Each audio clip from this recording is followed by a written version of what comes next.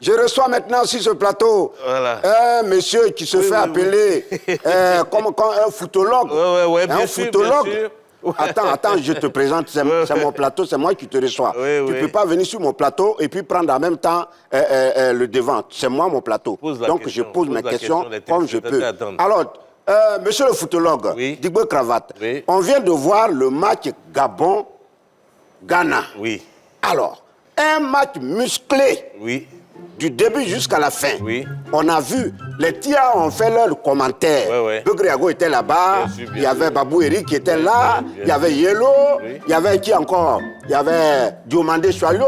Mais ils ont raconté des trucs vraiment qui ne sont pas vrais. Oui, parce qu'il faut déjà comprendre que ces deux équipes, vous avez constaté qu'à la fin du match, il y a eu des soucis. Ben oui. Il y a un Ghanéen qui a têté c'est ça qu'on appelle Maratapé. Voilà. Football à un Gabonais. En réalité, moi, c'est pour ça que je dis très souvent dans le tirage au sort au niveau de la CAF, il faut d'abord que les gars connaissent les histoires entre les deux équipes.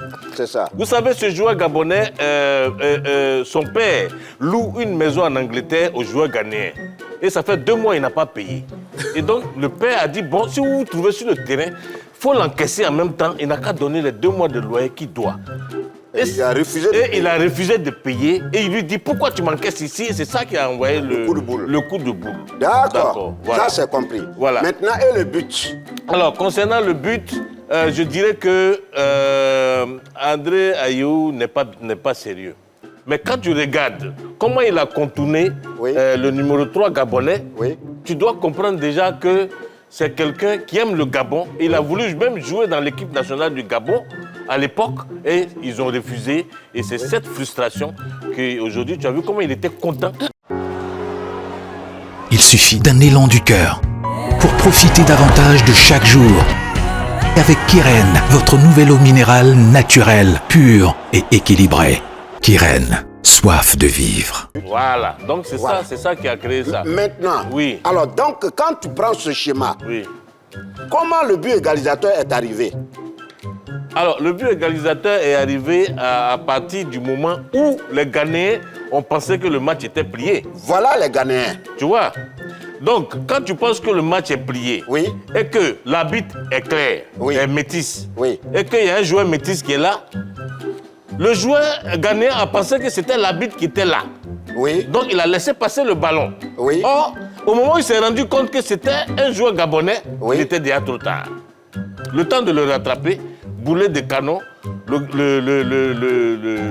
gardien n'a rien vu dedans. Vous comprenez? Voilà. Là. Et donc, ça, c'est des choses, par exemple, que les Begriago ne connaissent pas. Ils ne savent pas. Et donc, je suis obligé, et toi aussi d'ailleurs, obligé en tant que photologue, obligé d'expliquer. Parce que quand vous regardez, par exemple, le but, il a calculé la trajectoire du vent. Parce que le vent soufflait à une vitesse de 20 à l'heure. Voilà. Et donc, quand c'est comme ça, qu'est-ce que tu fais? Tu vas contre les 20 à l'heure. Et ça réduit les 20 à l'heure à 10 à l'heure. Et forcément, ça rentre dans les poteaux. Tu sais, en académie du foot, c'est ce qu'on appelle le football péremptoire qui cherche ses repères dans un système roucouleux et bégayant. Arrête de raconter n'importe quoi, là. Arrête de raconter Non. Les gens nous regardent. Non, il ne faut pas me dire ça. Toi, t'es qui? Comment tu peux me dire que je raconte n'importe quoi? On est sur un plateau d'hommes sérieux. Donc, arrête de me parler comme ça. Tu vas faire quoi? Allons au goudron. Allons au goudron. Non, allons au goudron. On va aller au goudron, tu vas faire quoi? Allons au goudron. Allons au goudron. Ok, allons au goudron. C'est bon. Tu dis quoi? C'est bon. On va aller au goudron, hein? J'ai dit c'est bon. Non, allons. J'ai dit c'est bon. C'est pas, j'ai dit. Dépose. Allons au goudron.